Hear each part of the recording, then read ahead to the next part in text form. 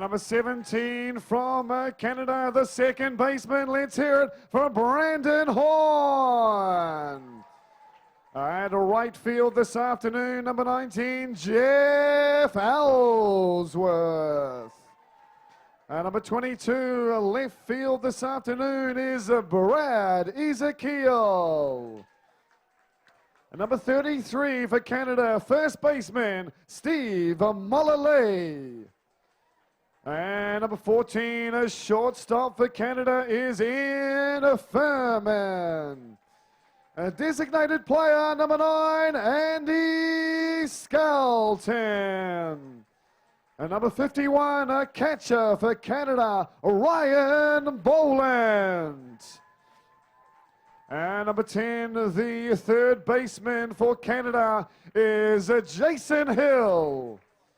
And the man on the mound, number 30, is the pitcher, Paul Court. Let's bring out the substitutes. Number 42, Brian Abrey. Number 44 is Sean Cleary. Number 8 for Canada, Jason Sanford. Number 6 is Kevin Schellenberg. Number 20, backup pitcher, Don Scott. Also backup pitcher, 24, Sean Whitten. And number 77 for Canada, Ryan Wolf. Let's also welcome the Canadian management led by head coach Don Bates. Okay, now it's the turn to give a warm welcome to the ballpark, the Freeman Field, the team from South America, Argentina. First up, let's hear it for their left fielder, number 41, Fernando Patrick. Number 9, put your hands together for the second baseman, Pablo Montero. Let's hear it for the catcher, number 28, Bruno Montroni. At right field this afternoon is number 27, Manuel Gador. At shortstop, number 22 is Mauricio Cáceres. Number 10 is the first baseman, Francisco Sabata. And number 52, put your hands together for third baseman, Nicolas Bitor. At 14 at center field this afternoon is Hermaine Sachs. Designated player, number 21, Letardo Ferrara. And the man on the mound, number 34 for Argentina, Juan Portalicio. Let's bring on the substitutes. Number 49, Lucas Mata. And number 29, Maximiliano Montero. And number 13 is Nicolas Carril. Number 19 for Argentina, Gonzalo Ojeda. Number 17 is Mariano Montero. 45 is Leonardo Latassa. And number 32 is Gustavo Gudanila. And a warm welcome to the coaching staff from Argentina, led by head coach Eduardo Sabata. And let's introduce the officials, the umpires for this big clash. The man on the plate from Australia is Darren Sebra. And on first base, also from Australia, put your hands together for Lee Evans. On a second base, looking after things, is the Kiwi, Mark McFarlane. And taking charge of third base this afternoon is New Zealander, Lance Brown. Looking after left field from Germany, Raul Maschele. And in charge of right field this afternoon, the Kiwi, Lance Type. Ladies and gentlemen, let's hear it for the scorers for this afternoon's clash. Elaine Carsten. Carolyn McQueen, and Ronnie Gurney. Okay, the final part of traditions, the final part of the friendly exchange of gifts, of handshakes, and we are set for game on. Batter up here, Canada to lead off proceedings. The winner will go through to play Australia at 7:30 tonight. The losing team will be out of the tournament. Okay, who here is supporting Argentina? Do we have any fans this afternoon for Canada? Okay, we're just over a minute away from leading off from Canada, Matthew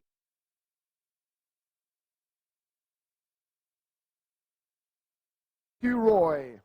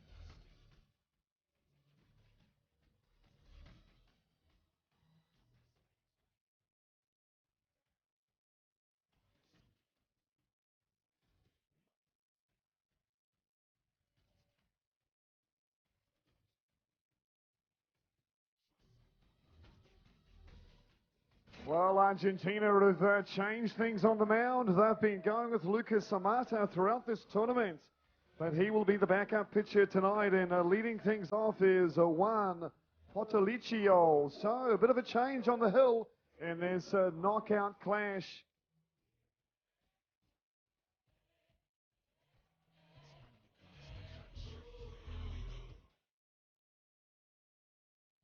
And Danny, we set to go. Big clash this afternoon. Yeah, leading off for Team Canada in the top of the first in the sudden death playoff is the centre fielder number 15, Matthew Roy. On deck, second baseman number 17, Brandon Horn.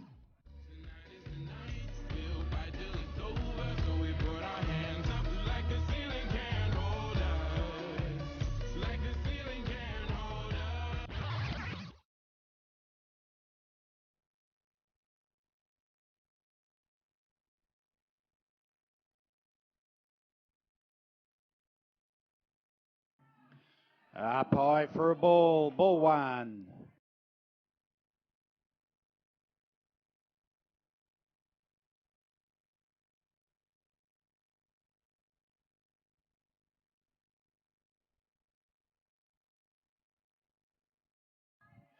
Down low for a ball, 2-0.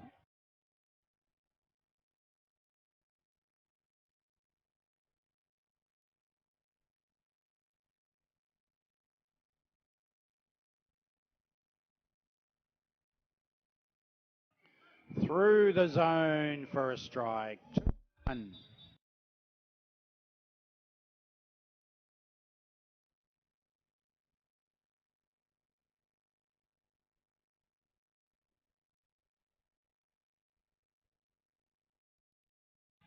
Up high for a ball, 3-1.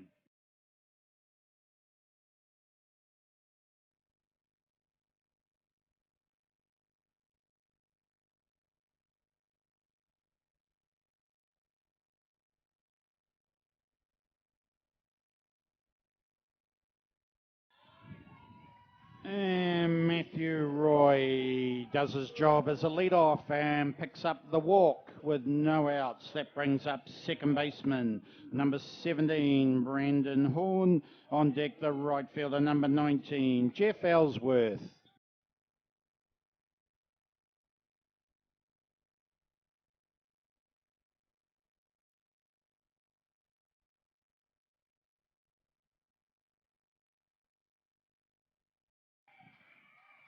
And a nice catch taken at third base for the first out. That brings up the right fielder number 19, Jeff Ellsworth. On deck, the left fielder number 22, Brad Ezekiel.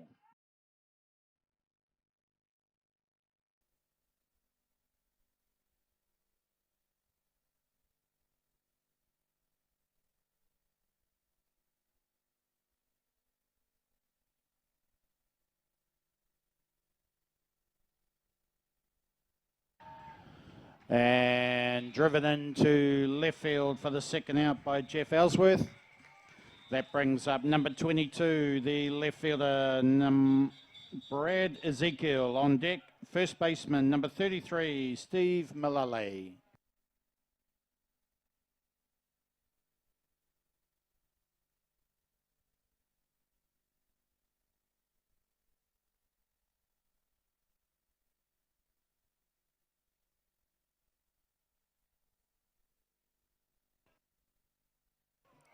Swing and a miss, strike one.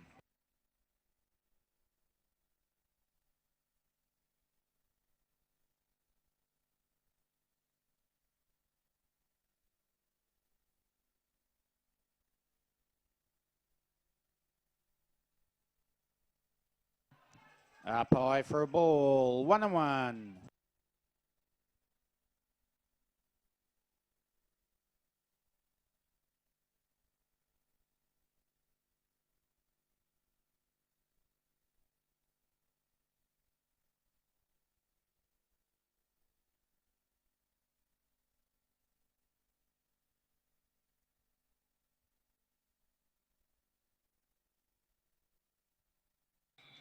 Swing and a miss. 1-2.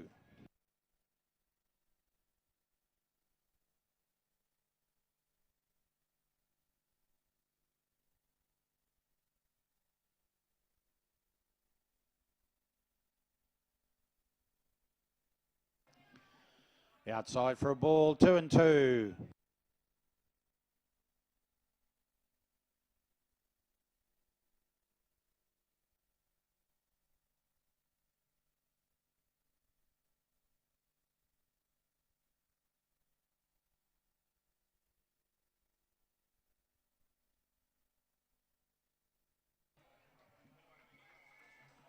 And Ezekiel goes down swinging for the third out of the inning. That completes Canada's first at-bat, scoring no runs off, no hits. One runner left on base, so going into the bottom half of the first inning in this sudden death playoff between Canada and Argentina at Trade Staff Stadium, 0-0. Ladies and gentlemen, welcome in here to the ISF Men's Softball World Championships. Wonderful to have your company. No mai piki mai to all mātāwaha, all the people from overseas, all our international visitors, welcome in here to New Zealand. It's wonderful to share your company. Hopefully the softball gods will put on a wonderful day for you to enjoy. Day two, only one more day to go till we find a World Championship team. So it's wonderful to have your company.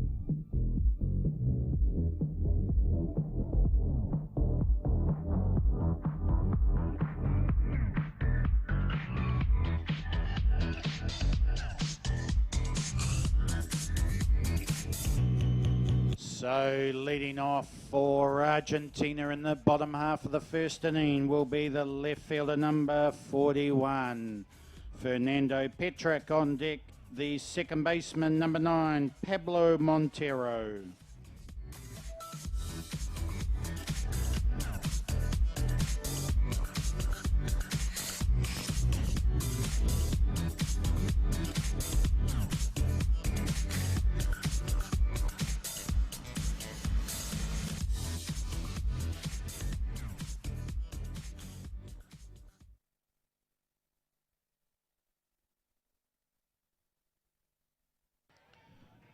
Inside for a ball. Ball one.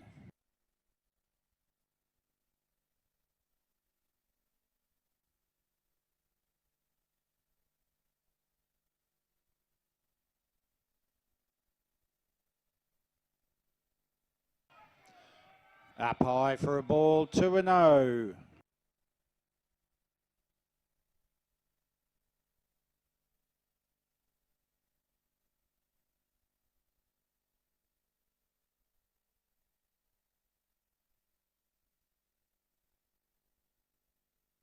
Through the zone for a strike. 2-1.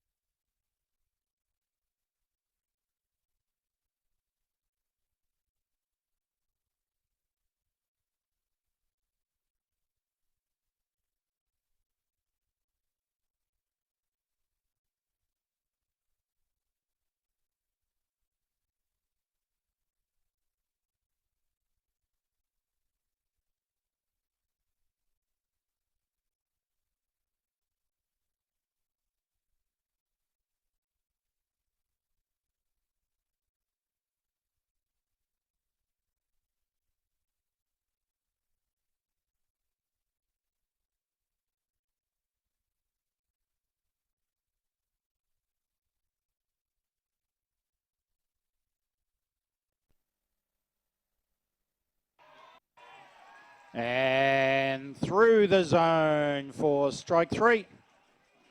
That brings up second baseman number 9, Pablo Montero on deck. The catcher number 28, Bruno Montroni.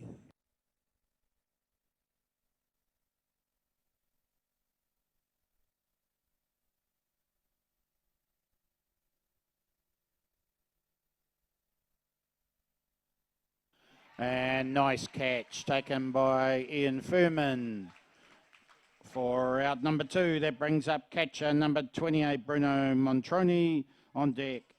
The right fielder number 27, Manuel Godoy.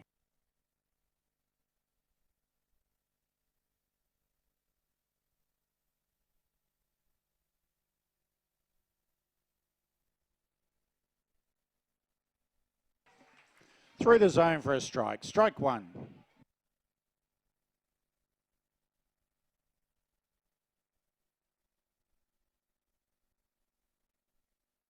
Outside for a ball. 1-1.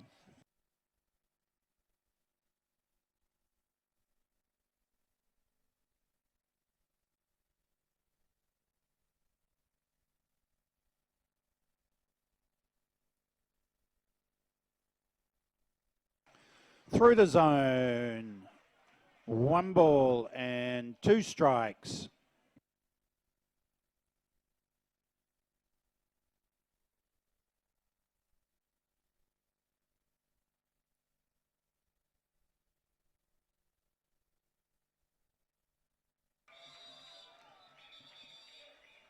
And the catcher, Bruno Montroni, reaches first base on the error.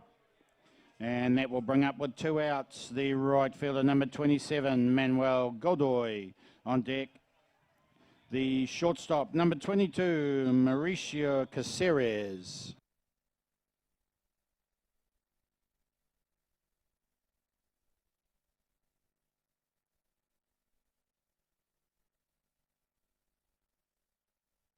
Called a strike. Strike 1.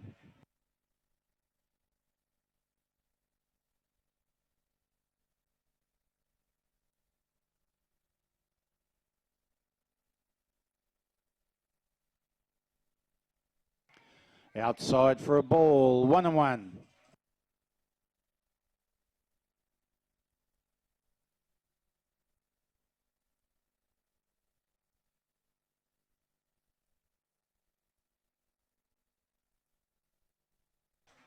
Swing and a miss. 1-2.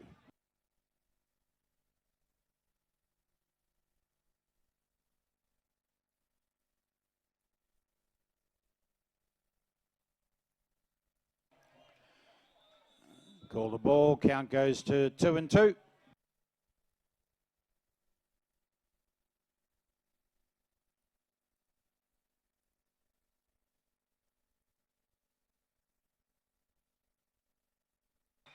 And driven into left field for the single with 2 outs. Advancing Montroni to second base. And that brings up the shortstop, number 22, Mauricio Caceres. On deck, the first baseman, number 10, Francisco Sabate.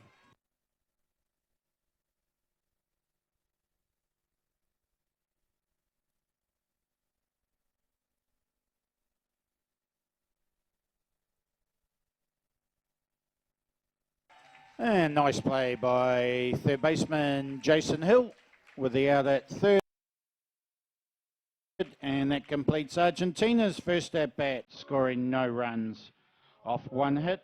2 runners left on base, so going into the top half of the second inning, 0-all.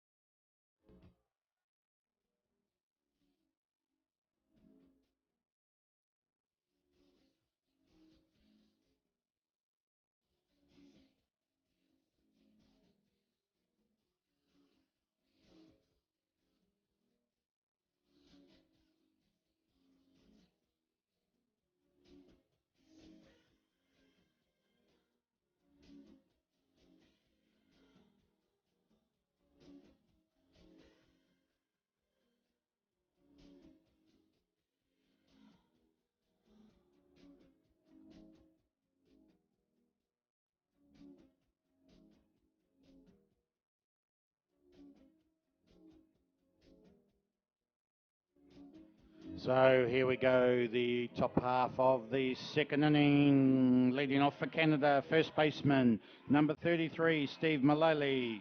On deck, shortstop, number 14, Ian Furman.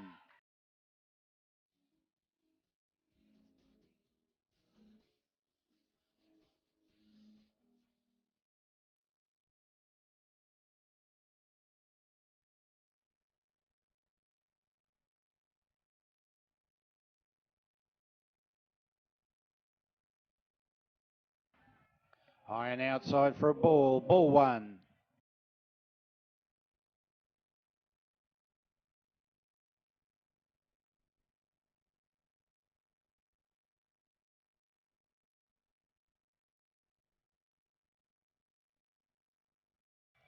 Swing and a miss, 1-1.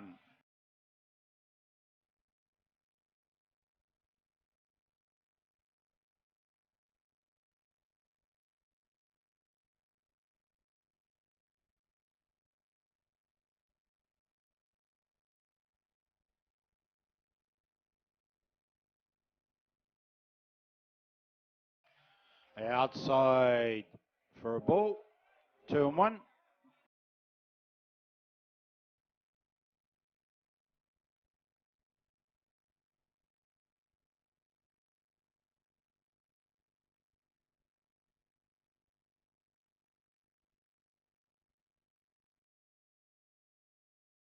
Swing and a miss. 2-2 the count.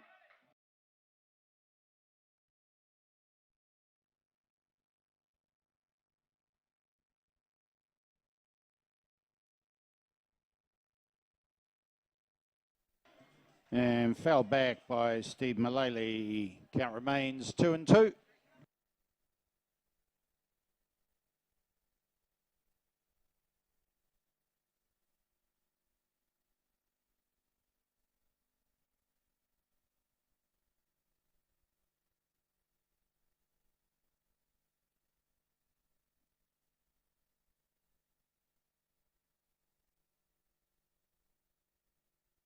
And fouled off down the right field line. Count remains 2-2.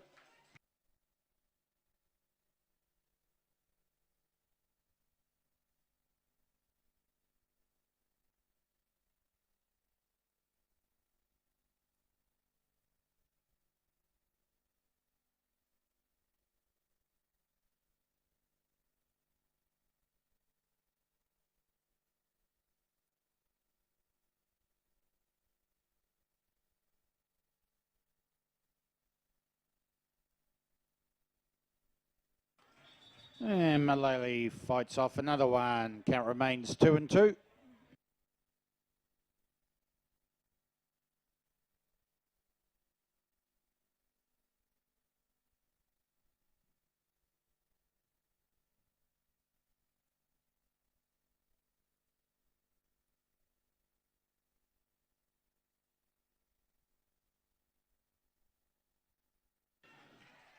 And Pololicio wins the battle with the strikeout for out number 1.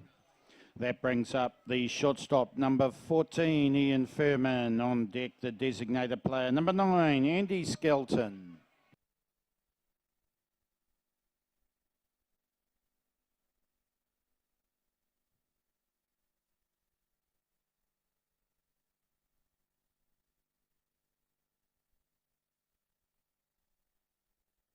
Through the zone for a strike. Strike 1.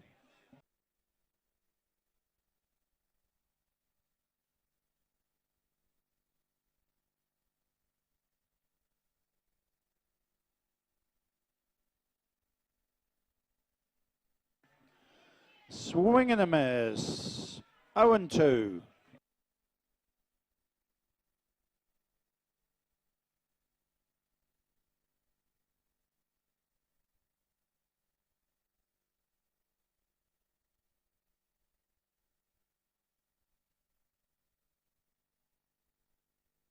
And the foul tip caught for strike 3. Second out of the inning. And that brings up to the plate number 9, the designated player, Andy Skelton. On deck, the catcher, number 51, Ryan Boland.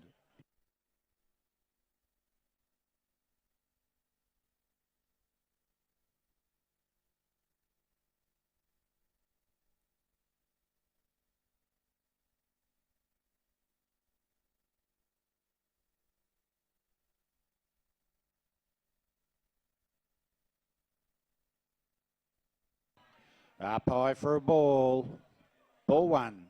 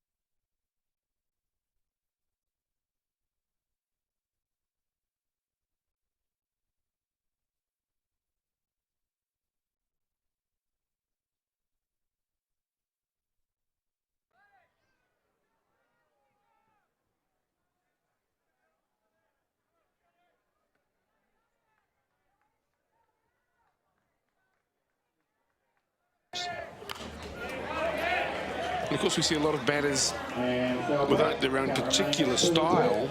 Some will work from the back of the batter's box. Others will prefer to move well forward. Yep. Most guys, I mean, certainly for me over my career, I tended to like to be down the back of the box. Felt you got to see the ball a little bit longer. The ball has to be a little bit higher coming into you to cross your knees, above your knees, below your chest. And ultimately, it was about seeing the ball for a little bit longer. So you got a better chance of picking it up. Strike 3 on the DP Andy Skelton to retire the Canadians in the top of the second innings. Portolico, great start. Certainly what they're looking for. Well, it's sudden death softball here, is it not? It was always going to be tight. Backs to the wall, so to speak. And Canada doing well at their first 2 efforts. Ladies and gentlemen, the organising committee would like to acknowledge our gold sponsors, Great Star, 18, Sporting Z, and major events. Thank you so much for your contribution to our business.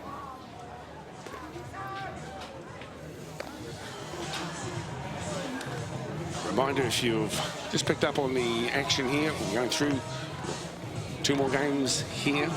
Another couple tomorrow, culminating in the big grand final as well. So Paul Court back on the mound. Canada winners 1972. Also in 1992. That was in the Philippines.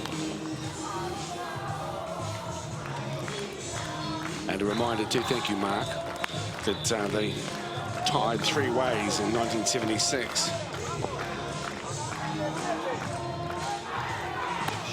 Great stuff. The Argentinians with their choir master is their ringmaster. Leading off for Argentina in the bottom half of the second inning, the first baseman, number 10, Francisco Zapata. On deck, third baseman, number 52, Nicholas Bitor. The first baseman, Sabate, will be the leadoff hitter for Argentina in the second innings.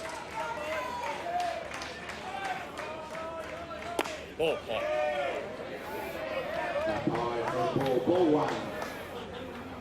Francisco Sabate. The leadoff Court's been good in the first innings, bottom of the second now. Right at the back there. Yep. Yeah. A little bit too much focus on feet in the batter's box for me. Let the guys play the game. Ball 3-0. Okay. I mean, it's a chalk line. Guys are going to walk over it and kick the dirt and squash it out. It's the old vicinity thing. As long as you're in the same area code, you're fine.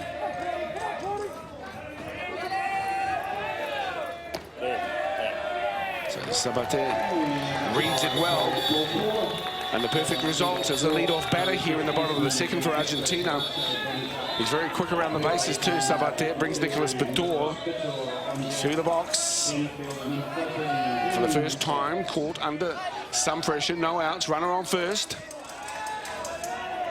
A job for Bitor to do here now. And he's very lucky as that ball eludes both. And that doesn't look so good for the first baseman for Canada. Mullally. Get somebody out here, guys. Yeah, the attempted bunt goes up. Mullally and Horn going for it together, and he clears his teammate out. So Mullally's stuck on the ground, possibly spiked even by his teammate as he slid in there. Well, let's hope that's all. One young fella broke his leg, going for a fly ball behind second base. He was about 15. And of course, the right fielder was coming in. Similar thing, he wasn't looking. And, you know, he broke his sort of shin bone, so it can happen. Let's hope it is just a... One of the things that I'd expect, though, at this level is that there's better communication. Normally, you've got 2 guys running back. One will take... second base will generally take priority over the first base, so you then call for the ball. So as we're seeing it going up, Horn's got to say, my ball, and basically that means for Mullally to get out of the way. That may not have happened. It looks a little bit comical. Maybe he slid into the fence. Mullally's a tough guy, though. I'm sure he'll stay in the game. Might just take a little bit of a spell, the number 33. No, that looks okay. Steve Mullally. Really.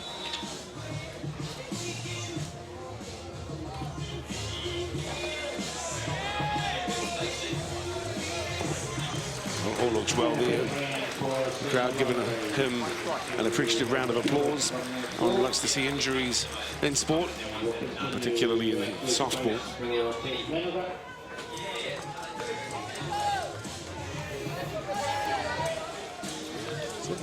What this does is it gives Bitor another shot at the bunt. He was hoping that that ball was going to come down and land on some real estate as opposed to being in someone's glove. Nope. what he's done again, really. Never really got on top of it. He got the right angle to steer it down into the diamond. So twice attempted bunts, but coming off the top of the bat rather than the bottom, which is what he was hoping to do. Almost a carbon copy there, just pokes at it, not quite out in front. Probably the alarming thing is that he never ran. You know, even when the ball's in the air as a batter, you've got to run hard to first base. Herman Sachs. Curveball coming in, but left alone. A reminder, these pitches throwing around that 130k speed, most of the pitches. Some a bit faster, like Falkard. Oh, that's a very fine bunt. That's a great bunt. Wow. That is textbook softball. A good thinking there. You know, Mullally's got a sore leg. He's probably thinking about it a little bit at first base at the moment. Sitting back, ball goes down. See, leaves it till the last minute, drops it. Nah, Mullally was never going to get him. He knew. Runners on first and second again for the Argentinians. They're making all the play. Also looking for the running bunt is Lautaro Ferrara. That's only Sachs' second hit of the tournament.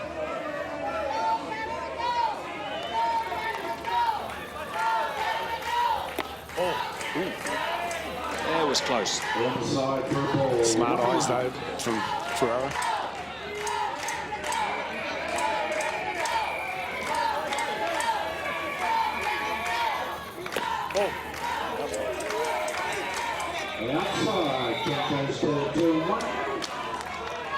It's a good opportunity here for Argentina to register first points. Pressure comes now on court. It's a piece of it to first. And caught out in second. Not happy with the decision, Sachs. 2 outs now for Canada. Another look to see. Fourth play to second. Runners now on first and third. But Sachs is called out. It's Ty Hopper across to Mullally. He looks to third, then he throws to second off balance. Let's go, gentlemen. Yeah, his leg may have been in the air. He may not have got to the base. He was certainly there in time. Really important thing for hitters, for fielders, is that with runners on base, the thought that must go through your mind is, if the ball's hit to me, what am I going to do? So look at your options before the pitch comes. We understand that. You know, if I field the ball, what base am I going to go to? It looked like he wanted to go to third. Throw in again. You know what? Yeah, maybe he was off the base. His leg didn't come down. So if anything, it was a poor slide. But as I was explaining, you know, for a fielder, if the ball's hit to me, what base am I going to? Safe hit will score a run. Into left field it goes. Easy pickings out there, though, for Ezekiel. And Argentina, though, they did good to get runners on base. They couldn't convert. It stays at 0-all. Just 0-all, isn't it? I'm just seeing if I'm awake. No, they just want me to...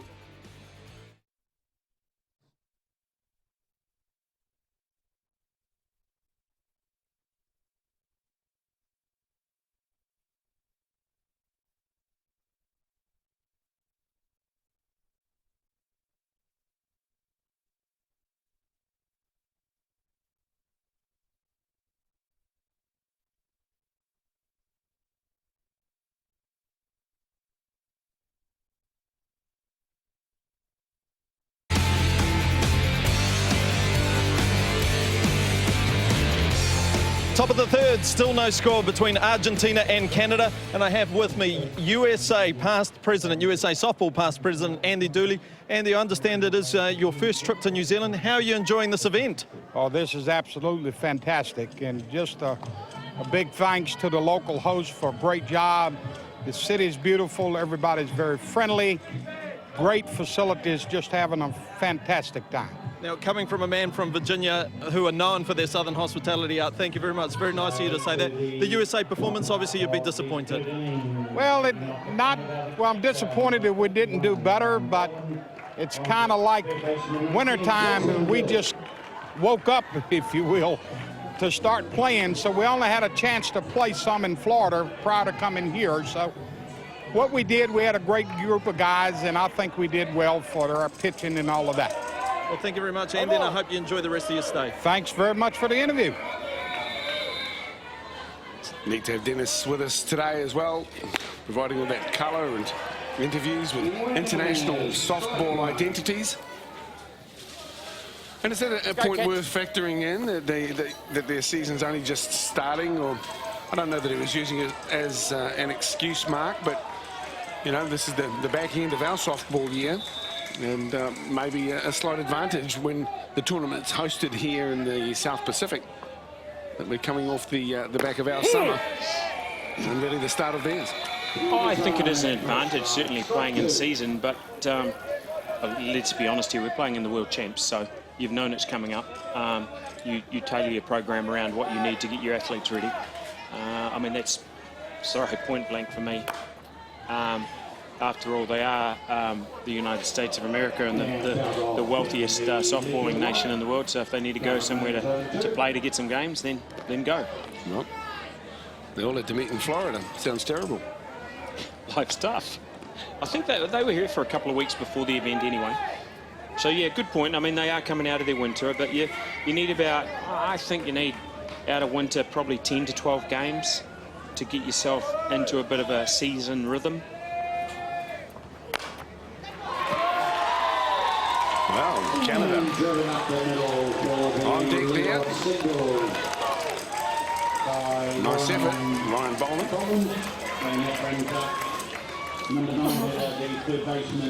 Boland gives us all, doesn't he? Even last night in the loss, you saw him working hard. Talented ball Absolutely. player. Was hustling for foul flies. It's hard to get out in a hurry. They're going to change him over for a base runner at first. Catcher. Boland. Here we see possibly not the most fleet-footed person in the Canadian lineup. So they brought a runner really in. are, aren't they, Mark? Well, there's not many of us that are fast. They brought in Kevin Schellenberg as a runner. Okay, thanks, mate. And it kind of goes with the older I got, the slower I got. Top of the third, runner on first, no outs. Canada poised to take advantage. Now it's up to Jason Hill. Puerto First one is low and wide left. No good eyes here from Hill. The left-handed batsman. Chance to push his teammate around. That's his role.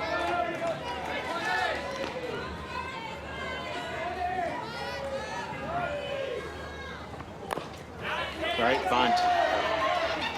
Out taken on first, but it's a sacrifice bunt, and it does push Ryan Boland, the runner, excuse me, around to second. That's a perfect sacrifice bunt from Hill. Did the job his team wanted. You saw he had the bat. The difference to Bator from the Argentinians, he had the bat out in front. So when contact was made, it was going to go down. Easy out taken at first by the Argentinians, but not before they can advance Schellenberg to second. So this is really the first threat for the Canadians. Runners on base, bring them to the plate. Their leadoff hitter, Matthew Wah. These three pitches last night, Canada, so they have some in reserve, and Sean Cleary and also Donnie Scott. That's good from Puerto Rico.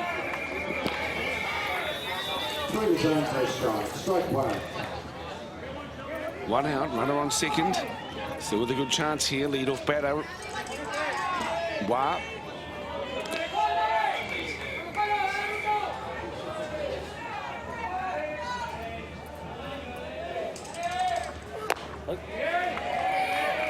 Big swing. Put that one in the book, though, for the chucker and the catcher.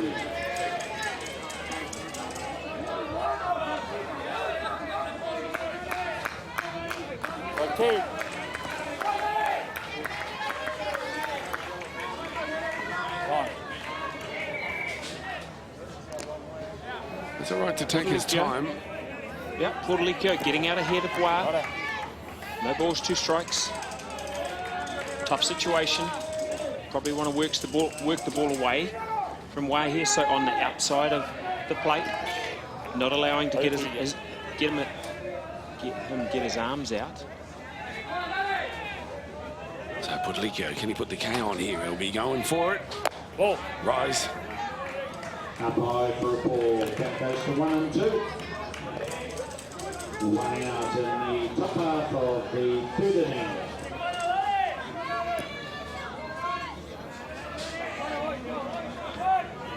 Two balls and 1 strike. Still to come, the Black Sox and Venezuela. But Australia will play the winner of this game this evening.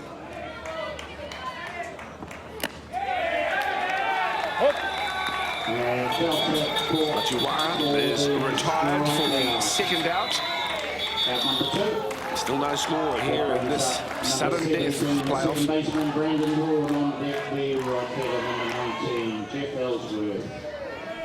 It's amazing the difference from the Canadian side that I saw Monday night against the Black Sox, where they were hitting everything that was pitched. The last 2 games that we've seen against Venezuela and now against Argentina, they just seem to be a little bit out of sorts.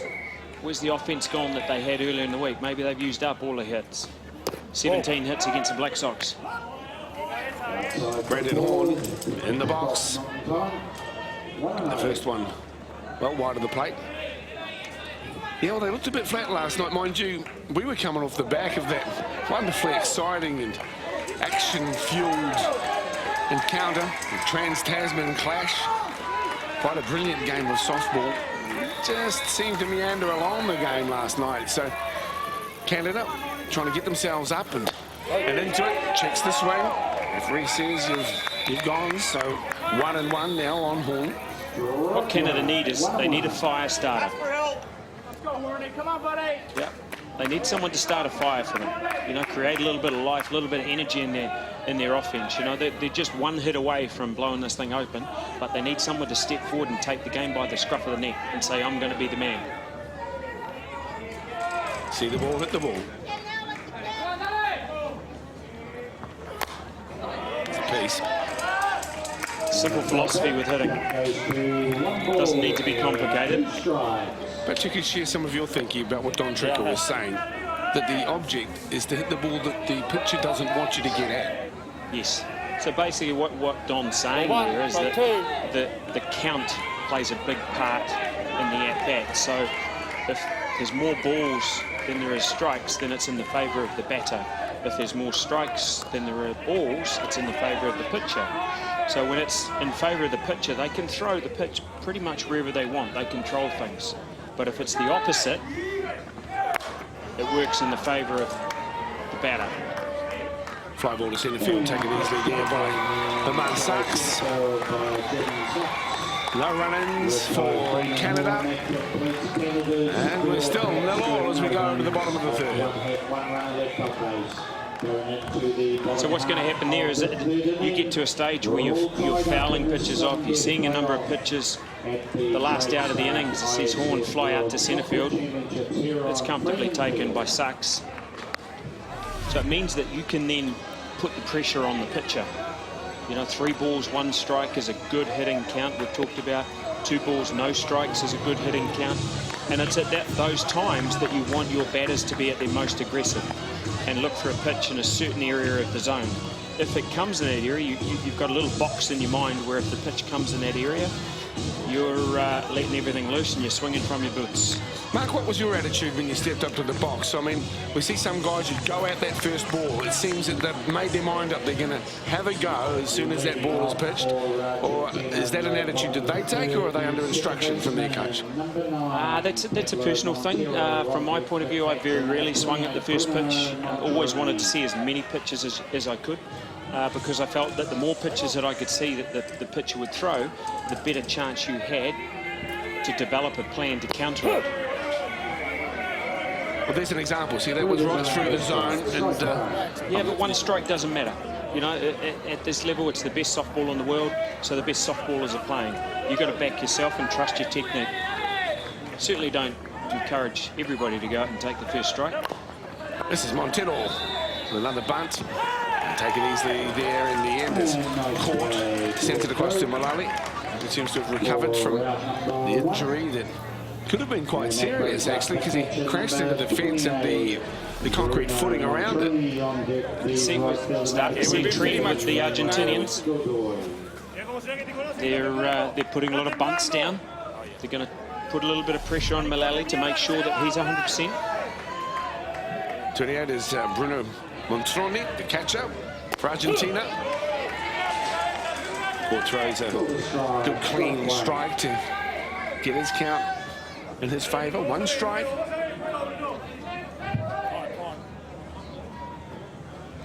And timeout's been called for batter to just adjust some of his attire, gloves, etc.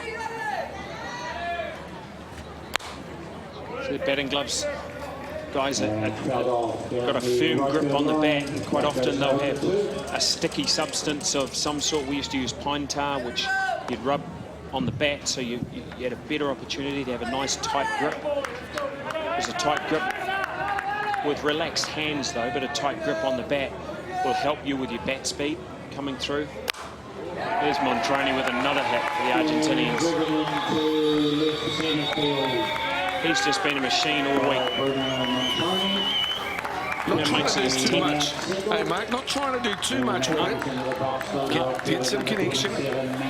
You know, pitch up in the zone here, gets his hands over the ball, extends his arms out. Look at that. Perfect. You know, didn't overcommit himself. Ball out. You see Wah get in behind it and prevent Montroni from getting to second base. Manuel Godoy. The right field for Argentina in there now. Big responsibility for him as well. Runner on first. It's another good chance. Argentina have had runners on. They haven't been able to get them around. Now caught. One strike.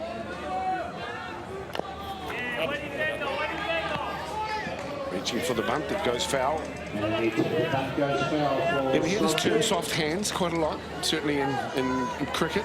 Yep. You say a firm grip, but remaining flexible. And well, it's important to not have too much tension in what you do. So, you know, nice and relaxed. I know I used to always like to have my hands open prior to the pitch coming in, and then you slowly close them around the bat. The sticky substance that I talked about would just help you with your swing to enable you to make sure that you had a firm but relaxed grip, which helps your bat speed. It's almost like a deep breath and relaxing as you start. Soft hands in the field are very important. You know, we saw with the Japanese last game, we saw a number of the Japanese nice and soft. The Venezuelan second base last night played really well, made some great plays by letting the ball come to him and roll with the play. A look of surprise there from Godoy. Disappointment on his face as well. Yeah, umpire Sibra didn't like that one. Got shown up a little bit. Change up.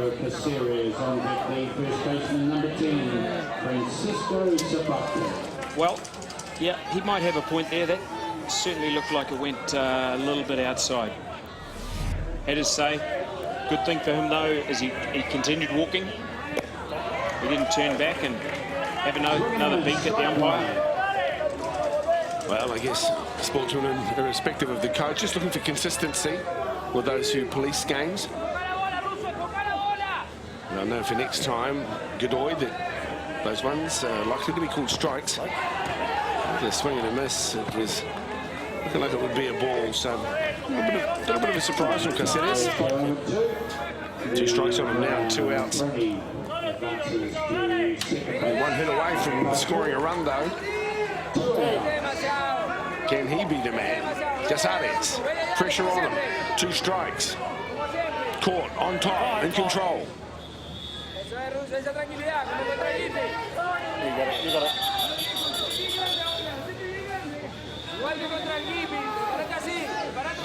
Again, the runner on second base. We saw this last night with the Canadians.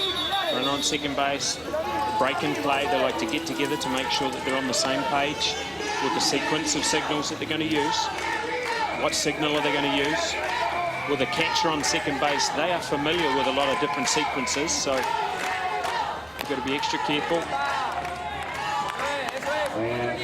Generally, the runner on second won't stand there with his hands up above his head saying rise ball, or way down to the ground saying drop. There'll be subtle movements of the body which indicate inside, outside, rise ball, drop ball, and they will try and disguise that from the defensive side. So not only do the signals try and stop the offensive side, they also try and confuse the defensive side, and vice versa.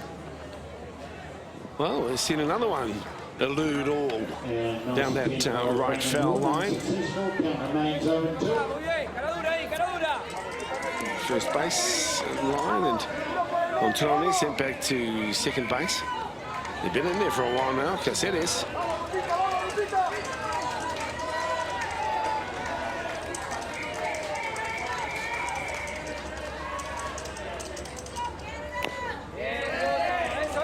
Still there. As Mark mentioned earlier on, Argentina under-19 world champions. It's been one of their best performances at an international men's tournament. You see a chopper coming around in the background. It's caught. And there's the K to go after. So Argentina got a runner on but could not convert. It remains 0-0. The Canadian supporters showing their appreciation for the tightness of the game. 0-0.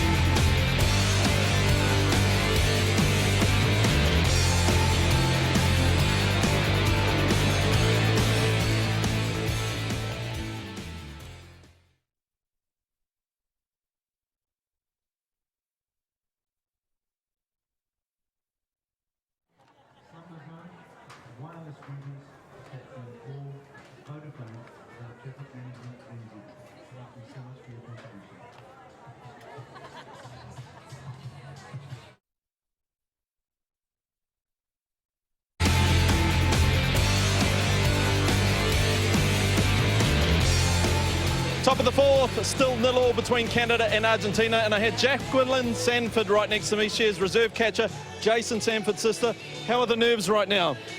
Well, we're going to keep up the intensity. We know this is a big battle, a big day today. We're putting it all out on that field. Now, apart from the Black Sox supporters, I think you guys are the second rowdiest. Is it great coming out here to New Zealand, supporting your brothers, your sisters, your husbands, etc.? Absolutely. When we heard it was in New Zealand, we knew we wouldn't miss this. No, well, look, we can get a little Go Canada Go, I think. Why don't we tee it off that way? Right on. Let's go, Canada, go! Go, Canada, go! Go, Canada, go! Go, Canada, go! Go, Canada, go! Go, Canada, go! Well, you keep that up, Dennis Gonzalez, and you can go to Canada.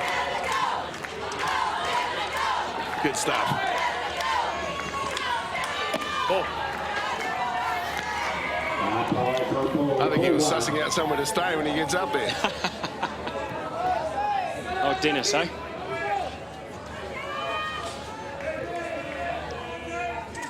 Really good actually. Yeah.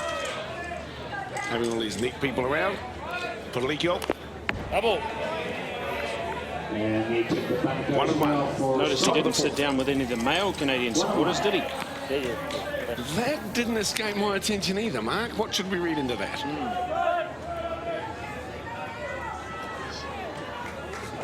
But we all know that diamonds are a girl's best friend.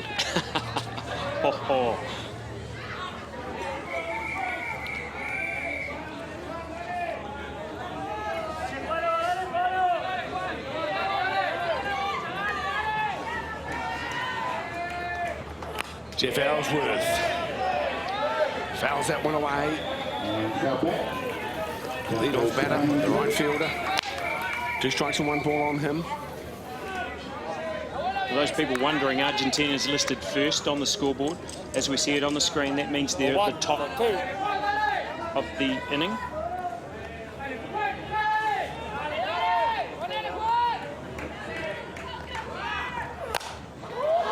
There's a piece to centre field. He's the accountant for out there again. Herman Sachs, no problem. That brings up the left fielder number 22, Brad Ezekiel, on that first baseman number 33, Steve Maloney. Ezekiel steps into the batter's box as we get another look at the... Ellsworth driving it out to centre field.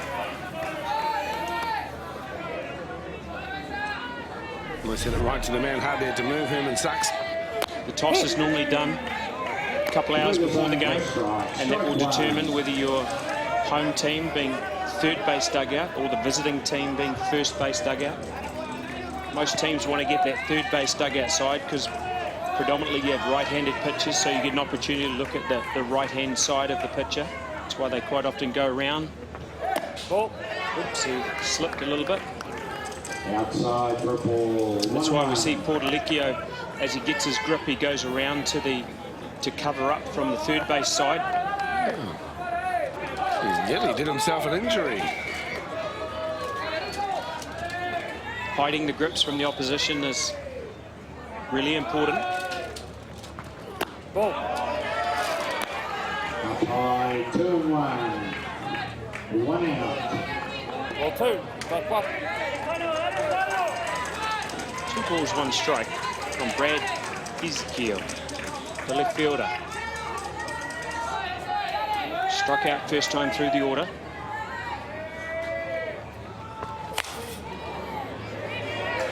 Found it. Caught in the stands, much to the delight of the crowd.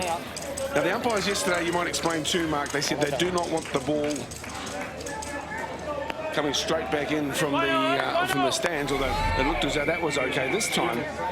And I guess that's because there's a chance of somebody getting a ball throwing in another. Your pitcher gets used to one particular ball. They warm up with this ball and they get a real good feel for it. So they want to use that ball all of the time. And the reason why the umpires don't want them to stick is a strikeout on Ezekiel, the second strikeout that he's had in the game. The reason why the pitchers want to, the umpires, sorry, want to turn the ball over is so that they get a number of different balls into play, and it doesn't slow the game down with the pitcher waiting for a ball to come back from over the fence. You know, if it comes in quick, that's great. Get it back to the catcher. The umpires can then rotate the balls around. Then they've got a bag full and a chute full down the side where the foul balls are put into by the first base dugout. So they've got 6 or 8 balls that have regularly been in play, and there's equal wear on them. Because there's nothing like getting late in the game and having to have a new ball come out into the field. That's Malali with a big swing as well. You can see a little bit of claret down his right arm. Well, pitchers aren't generally the most mentally stable people in the world, so that they get a little bit fragile in those situations. As if catches are, as you trying to imply? That's why we call the signals. Well, Steve's certainly having a big swing, but he, at the moment, can't quite connect. 2 outs, top of the 4th, still no score. Going to need some support from my fellow catchers out of the Catchers Union now. Okay.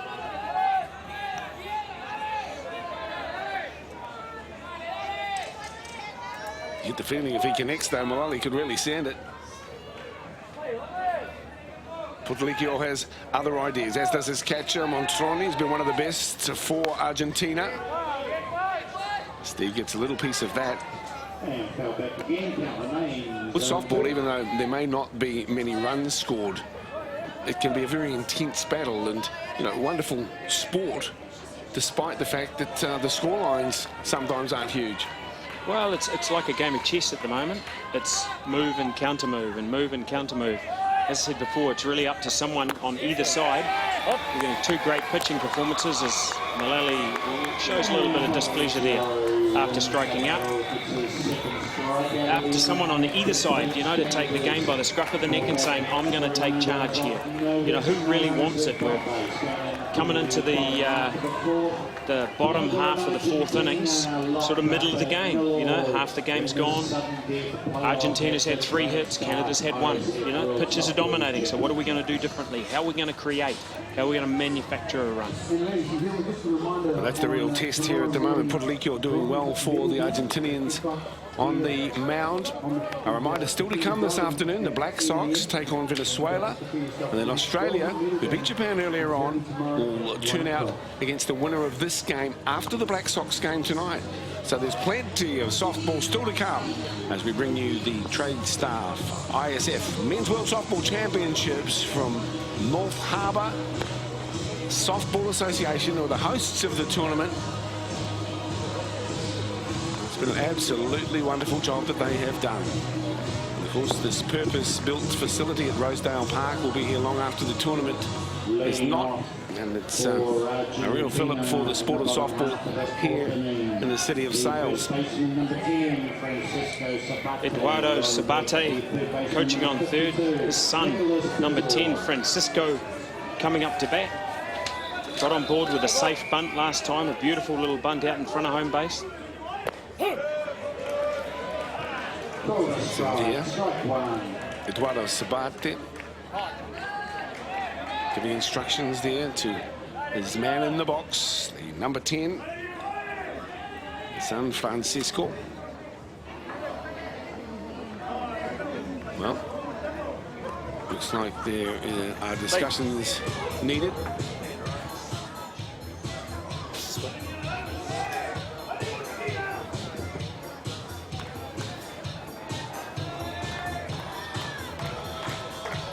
Coach Don Bates come out and had a quick chat to Steve Mullally. Yeah. It's a bloody big knock he got over there. And 42 for 33. Yeah, same positions. We're going to switch. Yeah, so they're going to take Mullally out. Looks like his leg is actually still bothering him from that collision earlier. Thank you. So number 42, Brian Avery. Substitution for Canada, number 33 out, number 42 in, 42, and positional changes, we have 3 to 5 and 5 to 3. And we have a defensive change. So what's happening there is Brian Avery will come in at third base, but he's going to replace first baseman Steve Mullally. And third baseman Jason Hill has now moved over to first base to take the position that Mullally left when he moved out. Clear the zone for a strike. Strike one.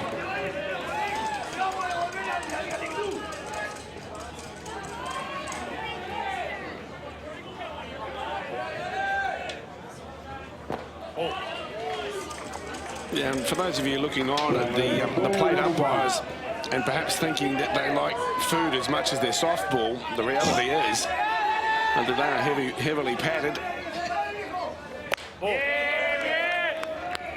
What are you laughing at, Mark? They're well padded. Or two. Yeah. Okay, moving right along. How about them Warriors?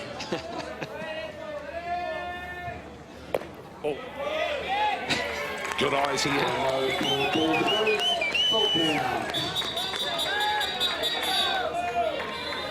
Someone locked the door of the commentary box. The umpires are coming. Get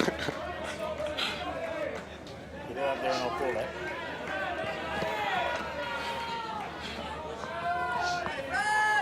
Three balls, 2 strikes on Francisco Sabate. Tough on Sabate. He's looking on. Not happy with that decision at all. Let's have a look at the replay. Well, again, there's been a couple of these, possibly on the outside of the plate where it's certainly caught by the catcher Boland. However, home plate umpire Darren Sabra from Australia has judged that it has crossed the plate. Sure, it's curving. So don't be fooled by where the catcher receives it. Well, that's what we touched on too, about consistency. If that's the way you're going to see it, that's fine. I think that does keep in line with the decision he made earlier on in the game. Bottom of the 4th, 0-0, 1 out. 1-1 on Bator in the box. Caught. He's done well. This time it's outside. Yes, Sabate really thought that he was in first. He'd already thrown his back towards the dugout and was heading to first. So it caught him by surprise when he was given his marching orders.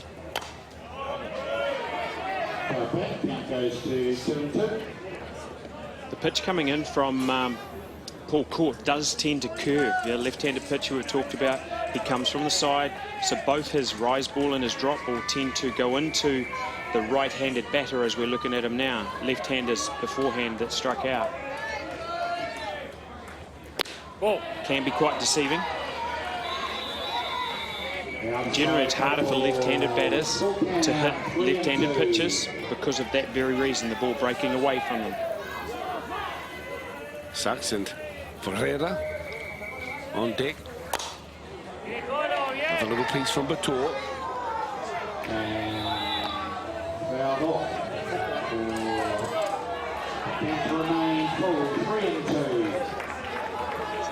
Very intriguing battle midway through this contest.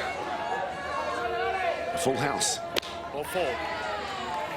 That's good eyes there from Bator. That brings Herman Sachs, who's taking some good fly balls in centre field. That brings up number 14, the centre fielder, Herman Sachs. On deck, designated player number 21, Lataro Ferrara.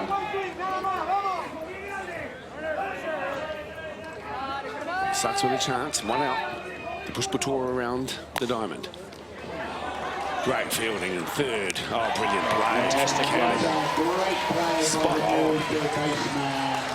Brian Avery. Fantastic play there.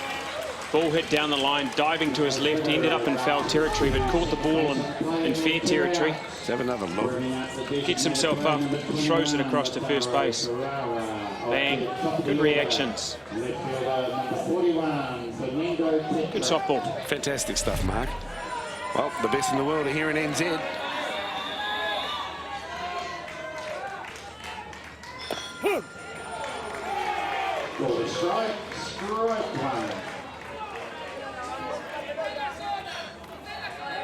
Lataro Ferrara, the number 9 batter for Argentina.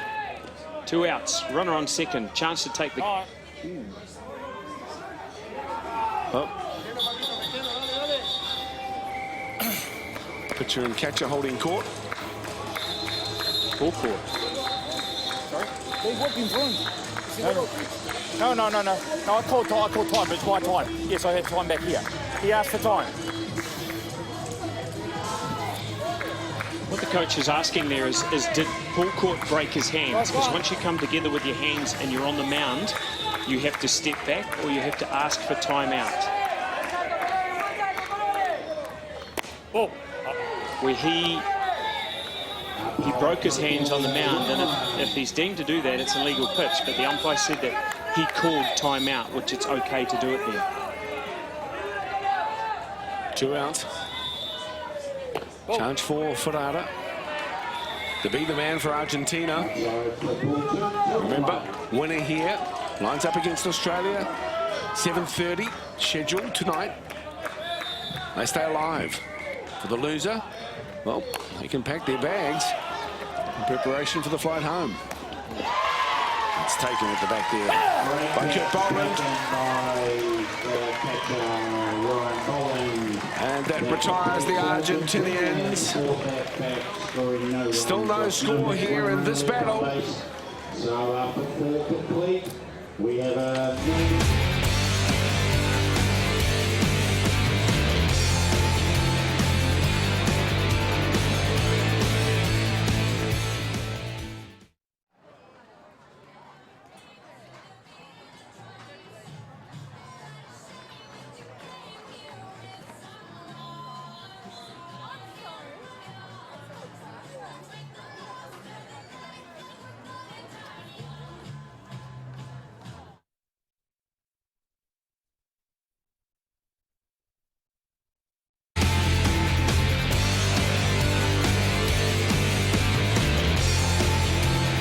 Top of the 5th, and it's still a tight battle between Canada and Argentina. No score. I'm with Laurie Ellsworth.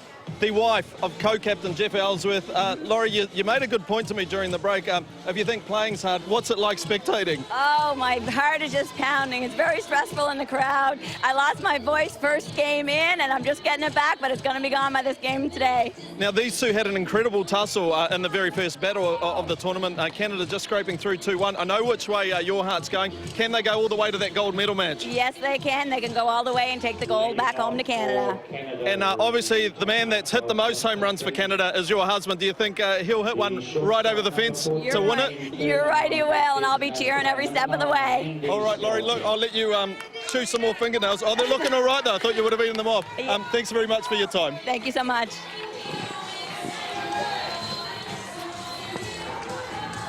Thanks, Dennis. Top of the fifth now, Canada. This game could go down to the wire. Of course, we saw a tiebreaker last night, Mark. Potolicchio starts off in the best possible fashion with a strike down the barrel.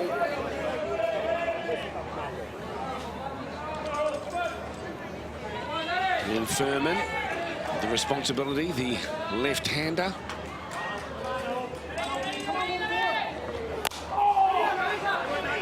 Right ball. And pop back for strike 0-2. Furman a little bit disappointed with himself there. Got a pitch out over the plate from Potolicchio. Should have done better with it. And he's right there. You can see the look on his face saying, my goodness me. Got a pitch down Broadway. You don't often get a pitch in that area from pitches of this quality. However, 2 strikes now. He's got to regroup and work hard. Build a bit of pressure, not let the frustration carry on through the setback. Otherwise, he'll end up being a simple out. Potolicchio is in front here. The Argentinian chucker. Lines it up. Sends one through. That's a better piece. But it's picked off at the back by Sachs, who's had a bit of work to do and hasn't faltered so far in centre field. 1 up, 1 down for Canada. Brings up designated player number 9, Andy Skelton, on deck for catcher number 51, Ryan Bolden. Pitch high in the zone, rise ball up the top. Just comfortably taken in centre field by Herman Sachs to retire Furman. He recorded the first out for the Canadians in the top half of the 5th innings. This is Skelton. Into the Canadian dugout and huddle.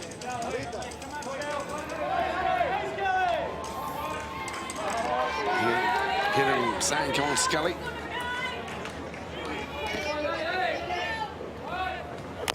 The ball.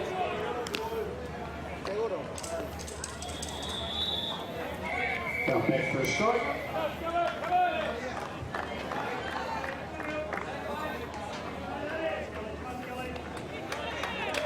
Canada picking up the bronze in the tournament 4 years ago.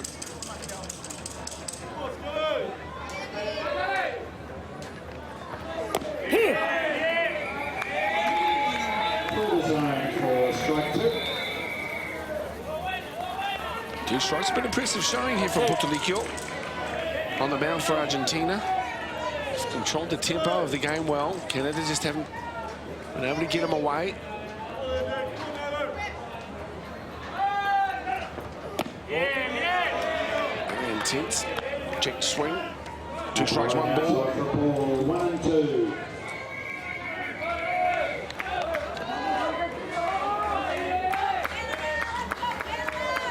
Andy Skelton struck out once already in the game.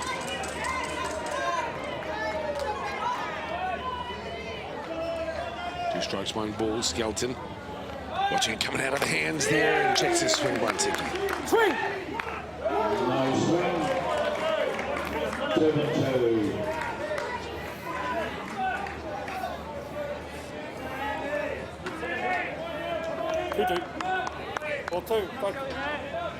He gets some leeway with the check swing, but of course, ultimately the decision down to the first and third base umpires, whether you've gone for it or not.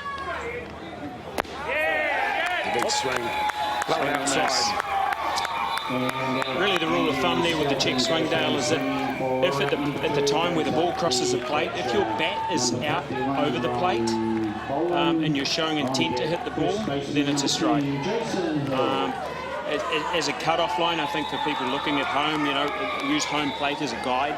You keep the bat behind home plate, you're generally okay.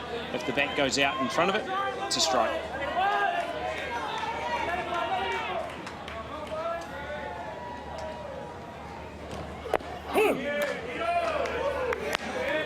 We'll start again from Puerto.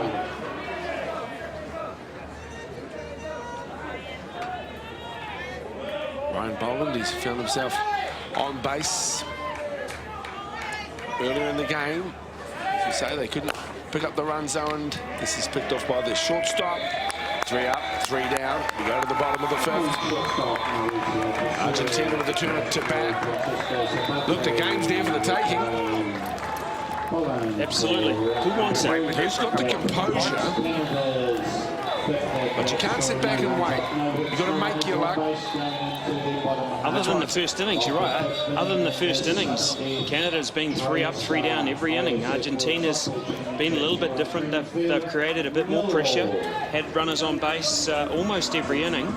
So it's about having someone, as we talked about, you know, someone that's prepared to take the game and say, look, 1 run might do it. You know, it doesn't have to be on a home run, but certainly manufacturing and backing up the great pitching performances that we're seeing on both sides of the ledger. Take the bull by the horns. The bull by the horns, exactly. Argentina recorded 3 hits today.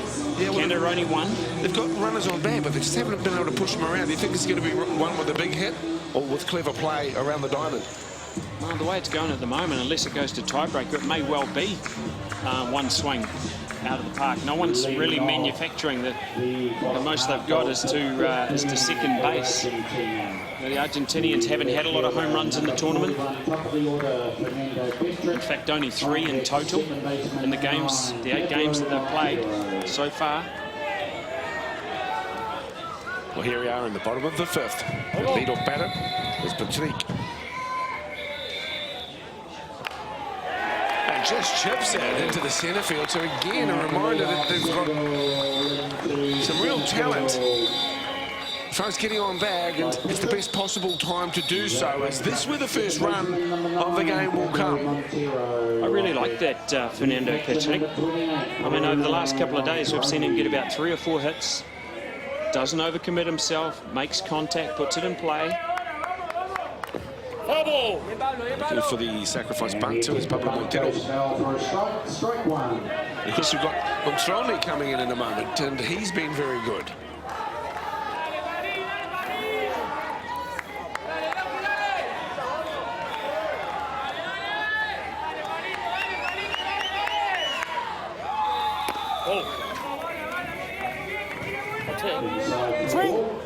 No swing. Left-handed batter, left-handed pitcher, runner on first base. If they get that runner on first base moving, you'll see shortstop Ian Furman lean over to second base. And the opportunity then is for Montero to push it through that shortstop, as we see Furman take a couple of steps to second. As a batter here, he should be looking to push it through the gap between the pitcher and third base. And with Furman going to second, it could roll to the outfield.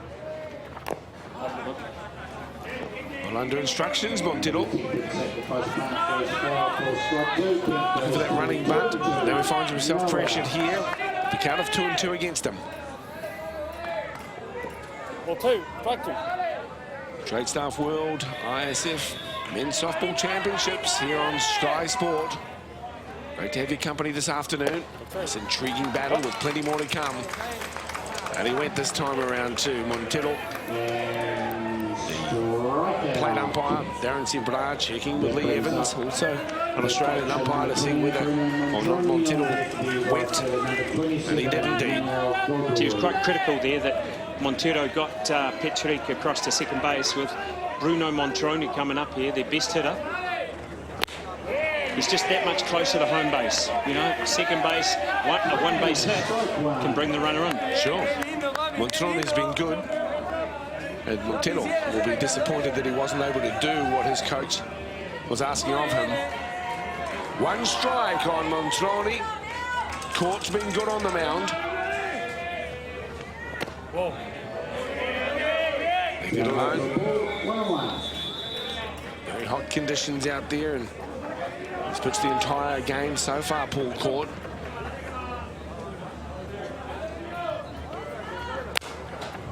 Trouble. Avery's done some good work at third base too. He's been in the action since he come in, hasn't he? Yes, he has. Hill was on third, he's gone over to first to be standing there for Malali, injured himself, fielding a fly ball. Or almost getting hold of it, I should say. There's a chip to right field.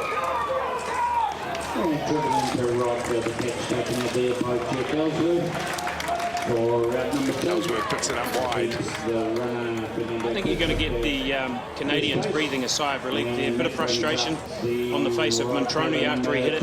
He knew that it'd be a comfortable out for Ellsworth in right field. 2 outs. Still an opportunity with the runner on first, but they haven't capitalised on the lead-off hit from Petrick. That brings to plate Manuel Godoy.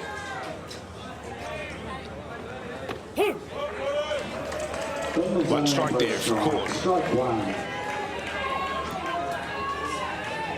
This is final softball.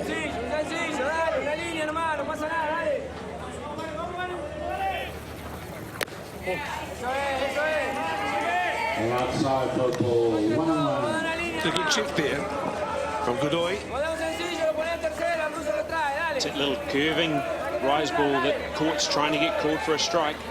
He's had a couple of strikeouts on it.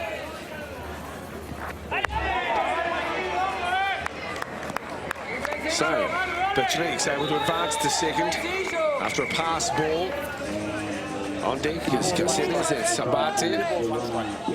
2 outs, 1-1 on the batter, Godoy. Now's the time. Now's the time for Godoy to step up here. Drive the ball through the infield.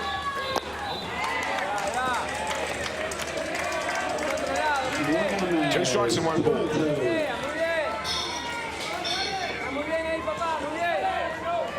Argentina have given themselves chances, but have yet to convert those to runs. Can Godoy do the business here? Leaves it alone. 2-2.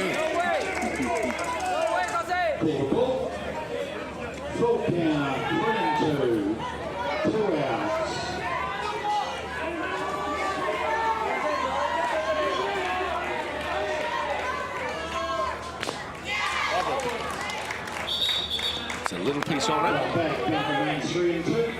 To keep him hanging on there, baby.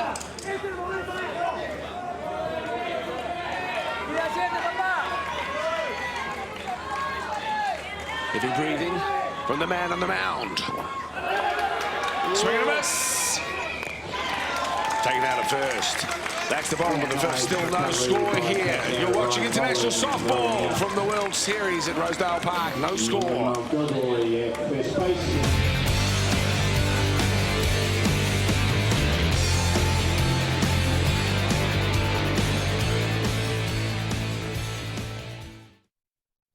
Great start. ISF World Softball Championships knockout game. 0.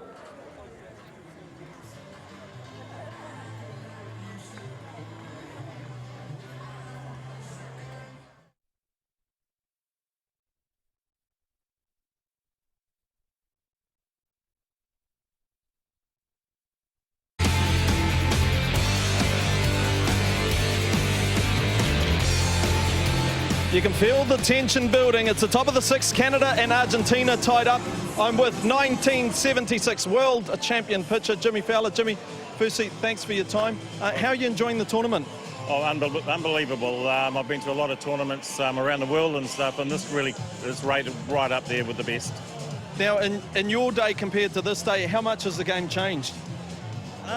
Not really. It's a really simple game, and I just think that the softball here, what I've been watching is still up there with when we're playing in '76. It's still right up there, yeah. And with the game this tight, a lot of pressure on the pitchers to close out, isn't there? A lot of pressure. That's when they get the big heart, show the apple. So, yeah. Thanks very much, Jimmy. All right, thank you very much. Cheers. Thanks, Dennis. Okay, we're in the top of the 6th now. Patricio has been faultless on the mound. Canada have really struggled against him. Get some purchase.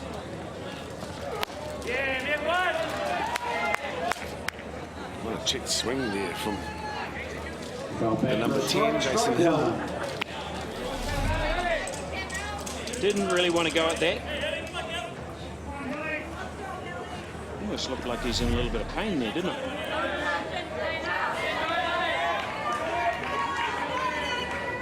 Just take one hit to win the game.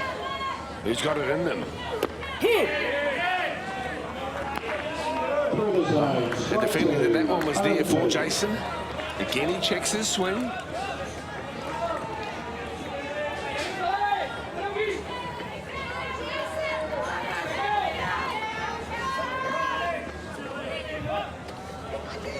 Two strikes on Jason Hill. Here's the grip, the hands of Patricio. Ball. Down low for a ball. 1 and 2.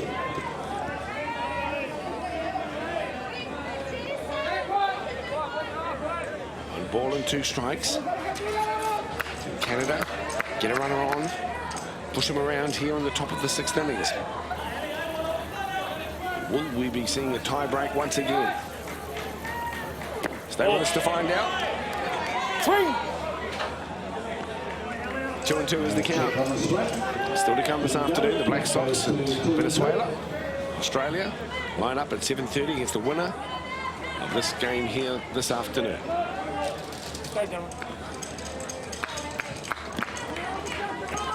Jason Hill having 1 hit and 8 turns at bat prior to this game here today.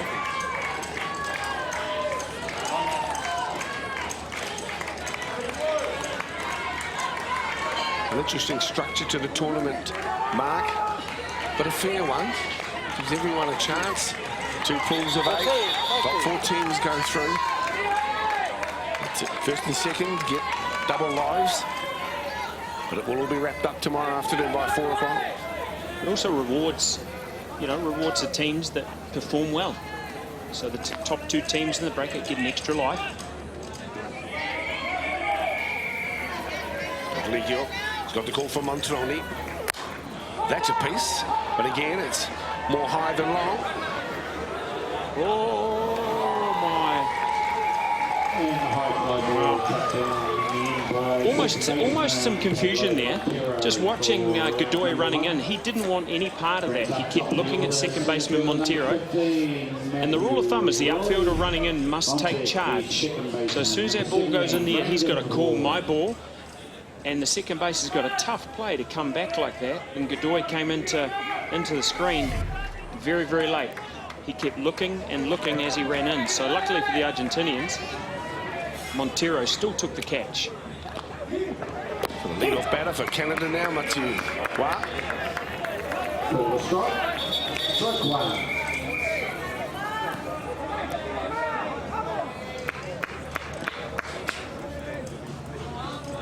Grizzled features of the second base umpire. Mark McFarlane from New Zealand.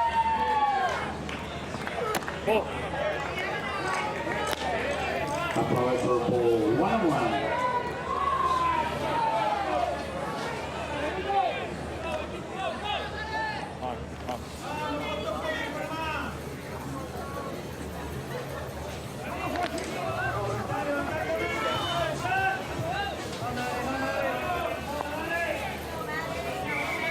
Leadoff hitter, Mathieu Roy. This time a piece, but it's to left field and Patrick. No problem. Almost like chips, no fully fledged, brutal swing through and follow through, which might get it over the fence. And how many home runs the Canadians have hit during the tournament. Just a punch out there. Patrick takes comfortably. Canadians have hit 7 home runs so far this week, 3 of them by the right fielder Jeff Ellsworth. And the other 4 spread amongst 4 different players. 2 outs, Horn leaves the first one. 1 ball in his favour. probably the most memorable one for the Canadians was the one that Ryan Boland hit against the Black Sox on Monday night. Still hasn't landed. Come on now. 2 outs, on ball. There's a piece, high ball, same situation here. A better communication this time around. Coming in from the right, Godoy.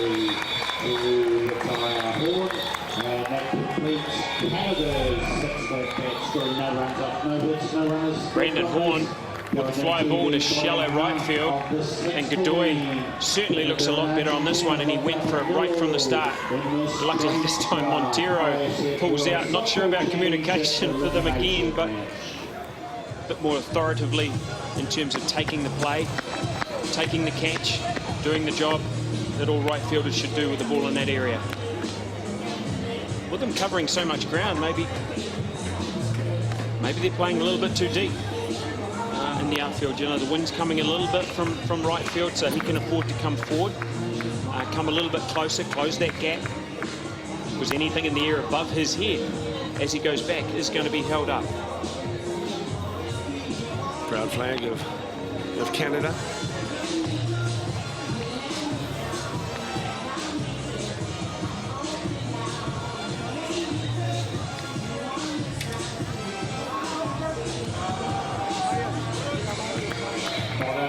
Jason Hill. And leading off the shortstop, number 22, Mauricio Caceres on deck. First baseman, number 10, Francisco Zapate.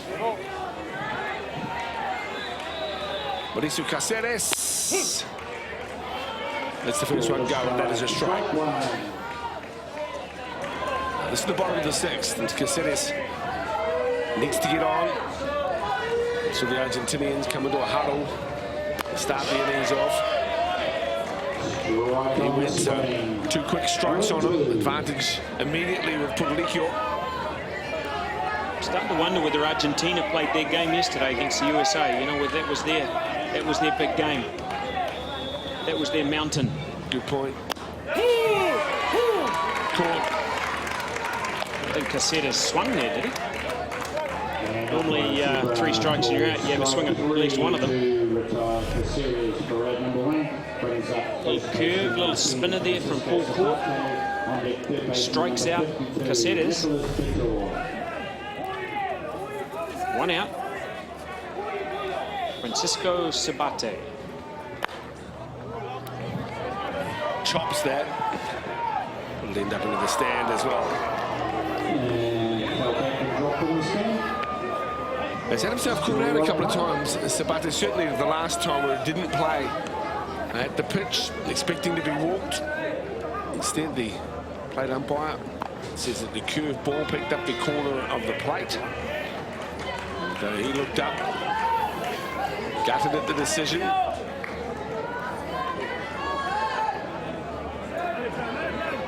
What will he do here? Sabate.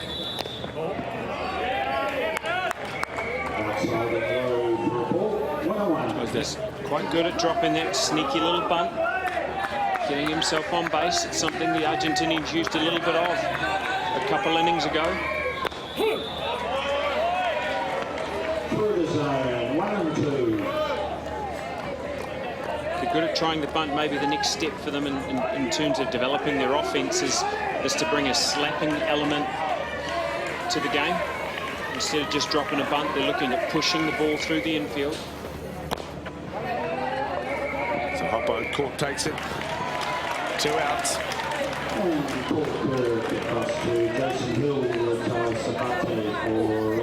Well, what the scoreline would indicate and what we've seen is that these 2 teams are very evenly matched. Very evenly matched. Came at each other from different sides of the draw. But we know that Argentina, they've never featured in the winning circle, so to speak, of prior championships. So there's certainly a softballing nation on the rise. Canada, on the other hand, have been there and done that. So Argentina are going very well to stay with Canada. And of course, if we do end up in a tie break, well, from that position, anything can happen. One's outside. Good composure here in the box at the moment, Bator.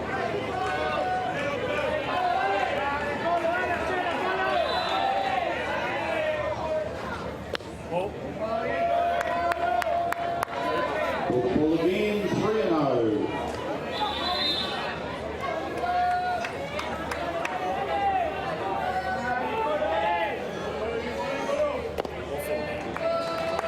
Four in a row.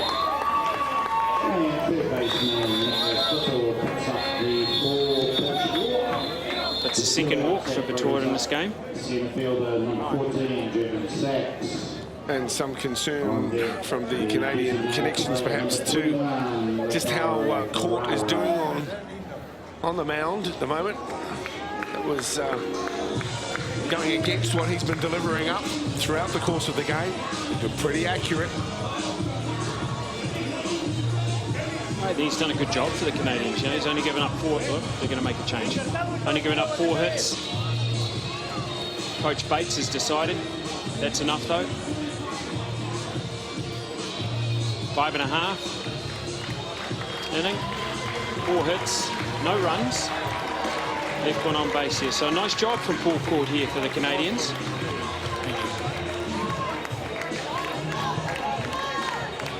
Now going to bring in number 24, Sean Whitten. Number 24, Sean Whitten. Well, they're lucky enough to have 4 pitches at their disposal.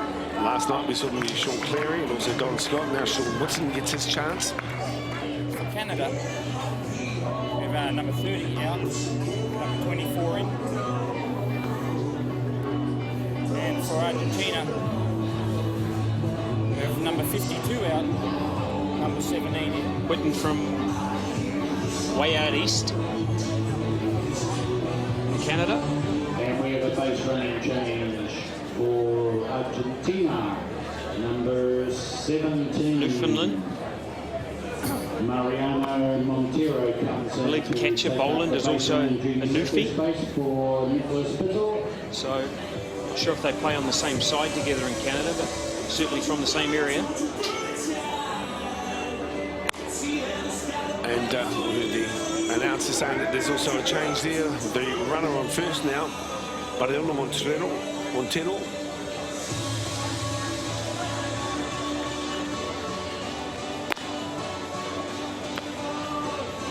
Here's the pitching stats. He's 5 innings, 3 hits. He's only given up 2 runs, 8 strikeouts, and given up 4 walks. So almost 1 hit and 1 walk per innings pitched for Sean Whitten. Not 5 innings isn't a huge amount. So not a big workload through the week. Should be fresh. Has got a little bit of a quirky motion, moving across the pitching rubber, coming at the hitter from a number of different angles, but does throw the ball hard. Good drop ball, good hard drop ball, good changeup.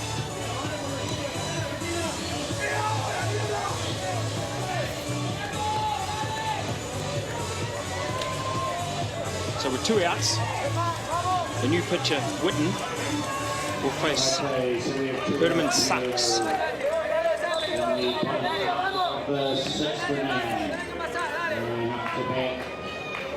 Argentinians not quite getting there, you know, runners on base, just not able to get that run across. There's 2 outs, they just need 1 more. And we'll go to the 7th.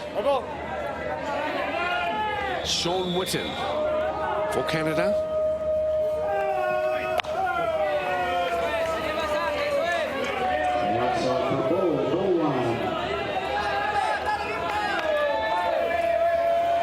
A little bit of life now coming from the Argentinian dugout.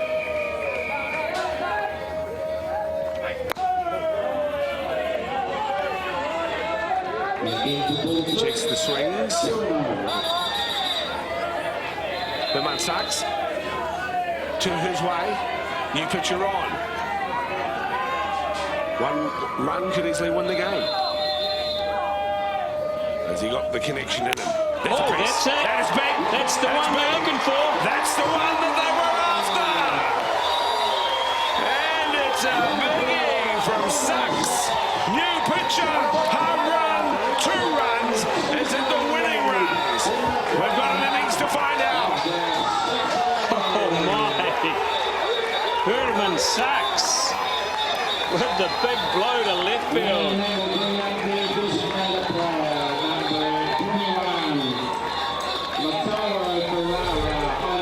coming in, he turned on it straight away, and he knew, look at that, hands out, saying, there you go, that's gone.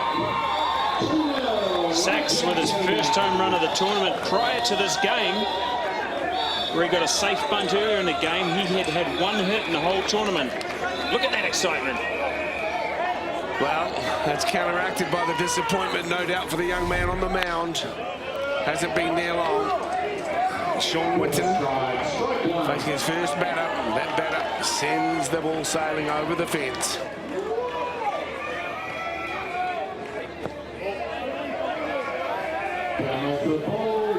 Well, the call was made by the coaching staff.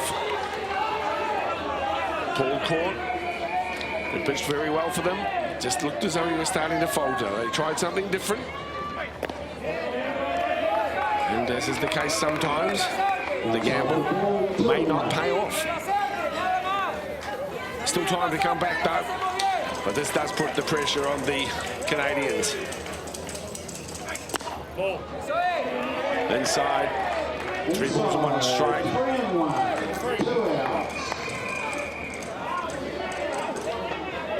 Tana Ferrara in the batter's box. Chops down on it. Just shows how one swing at the bat can turn the game, can't it? All of a sudden, look at the Argentinian dugout. They're starting to sing. The whistles are going. They're excited. Portalicchio's kept them in the game. They've put pressure on it inning after inning. And then a home run from probably one of the least expected to put it out of the ballpark in their lineup. Well, that's right. It's not the biggest man, but he's certainly got a lovely piece of it. You can hear it from up here as well. It was always going. Well, pretty stoked there. There's the 3 outs for Canada. Paul Whitten must be feeling pretty dark on himself. Called in. And then it was smacked over the fence. 2-0 as we come into the last innings. It's Argentina who lead Canada.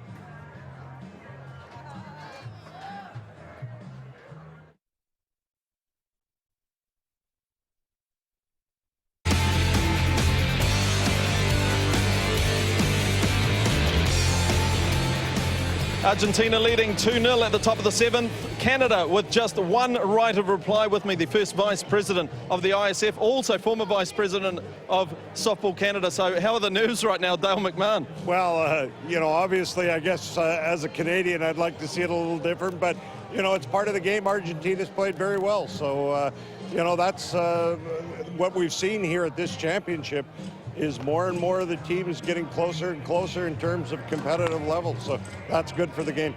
I wanted to ask you from the ISF's perspective, that must be a great thing, and are you happy with the tournament? Oh, absolutely. I mean, first of all, it's a great thing to see, you know, so many countries that on any given day anybody can beat anybody. Secondly, the organization of the tournament's been fabulous. So just terrific. Thanks very much, Dale, and let's see if Canada can pull one out of the bag. We'll see. Very diplomatic there, and a sportsmanlike response from a proud Canadian softball administrator. Absolutely. Dale McMahon's been around a long, long time, leading Canadian softball. It's brought out the best, and sport brings out the best in the human psyche. And while there will be disappointment by Canada, elation if they're able to come away with the win here for Argentina. What he says is that now we're getting a more even playing field for some of these nations who before were easy beats or also rans. Now very much a threat in the top echelon of the sport. Who would have thought Argentina and Venezuela would be still alive at this stage of the tournament? USA gone, perhaps Canada. But we don't want to jump the gun here. They've got an opportunity. And we'll know in the not too distant future if this game will go ahead. All Argentina needs are 3 outs, and success will be theirs. They will line up against Australia tonight, and that is a significant challenge for them too. But Likio with that one wide. 2 strikes to him. You know, we've seen outstanding performances in both games today on the mound.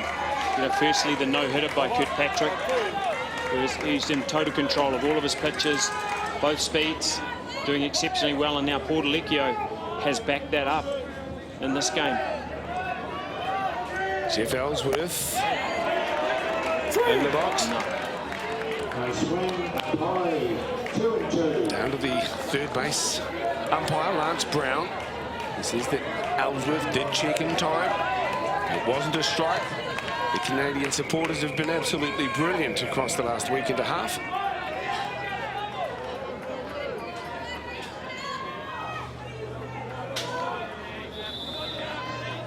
Likio, fantastic. There's a fly ball. The shortstop steadies himself. Part of the way towards victory now. 2 more outs. And Argentina will line up against Australia tonight as we see the departing image. Jeff Ellsworth has cleared the fence a few times. Here's the take from Mauricio Cáceres.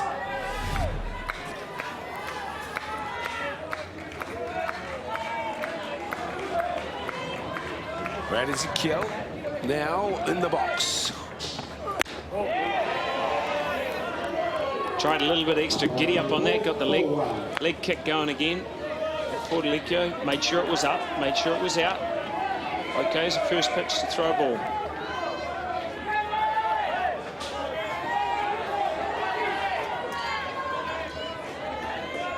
Well, we had to wait a long time for the first runs, and was scored at a time that puts tremendous pressure on the 3-time world champions.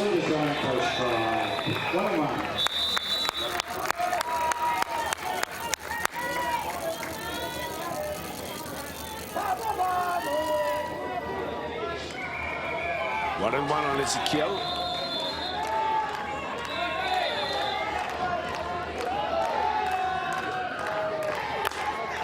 There's a piece. It's big. It's got a chance. We're not finished yet. Yeah. We are not finished yet. As Ezekiel sends one flying over the fence. Only the second hit of the game for the Canadians. Ezekiel records his second home run of the series. Doing a good job of keeping the Canadians alive here in the top half of the 7th innings. Rise ball up in the zone, he just turns on it. Hits it hard, knows it's out, slows down as he runs around first. Just a line shot out over the centre left field fence. Yeah, come on boys, he's saying.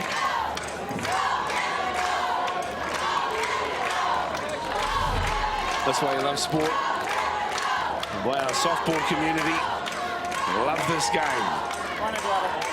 It's never over.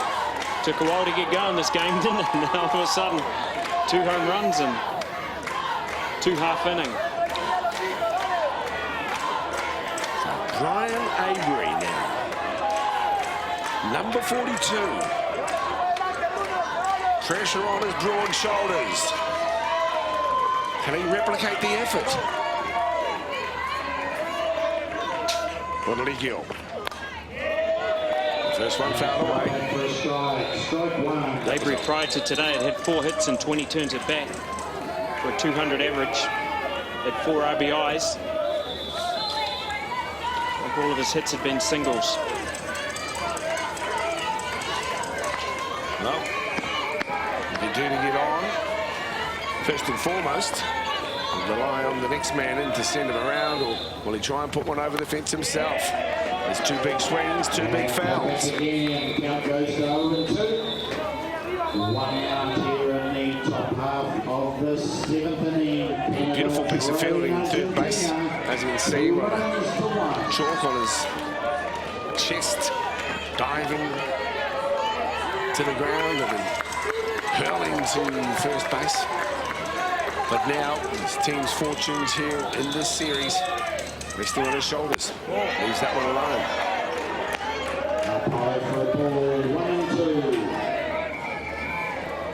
Credit to Canada, in particular, for that massive hit.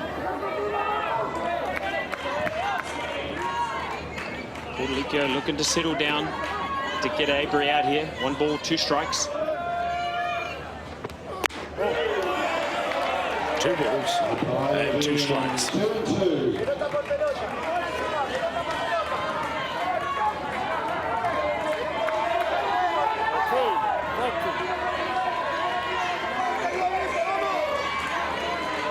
Ian Furman on deck. Has he got it in him? 2-2. Canadian crowd excited. Argentinians, on the other hand, they detect history in the making. The top of the 7th at the Drake Staff ISF World Softball Championships. This elimination game.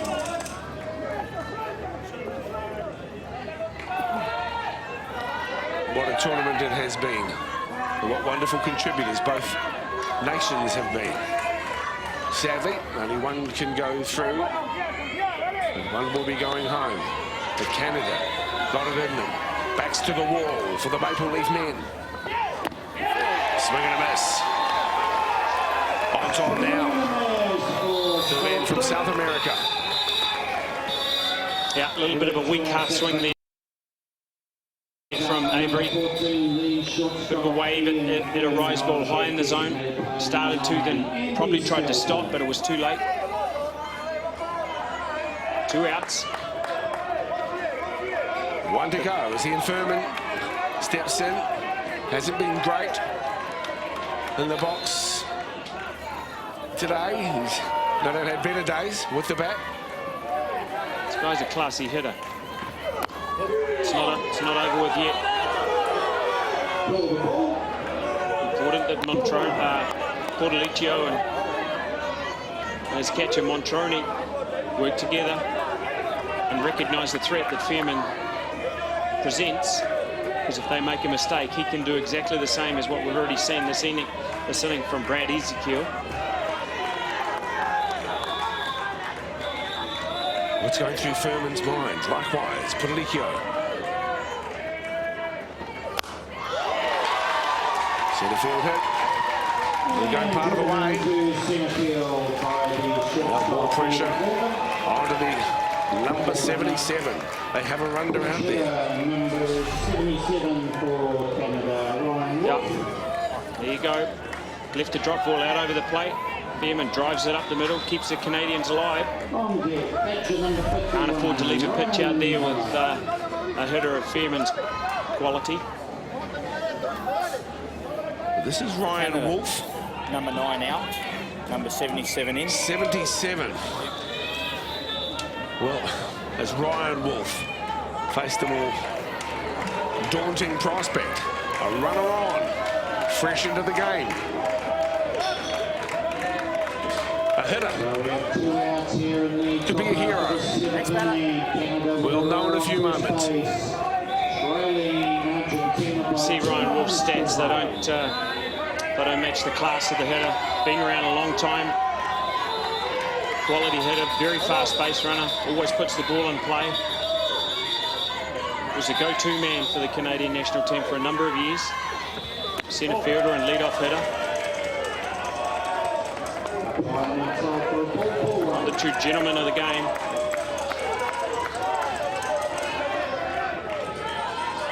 Ryan Boland is on deck. Will he get a chance? 2 outs. Runner on. Desperate to get a run in to make the game go further. Ryan Wolf.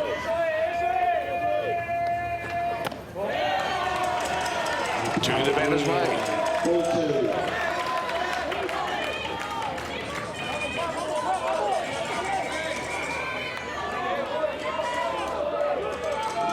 vastly experienced Wolf. Looking to advance Fearman around, get himself on base. Ball in the gap, could be multi-bases. There's a piece, here's the out, and that is the ball game. Ladies and gentlemen, Argentina win against Canada 2-1.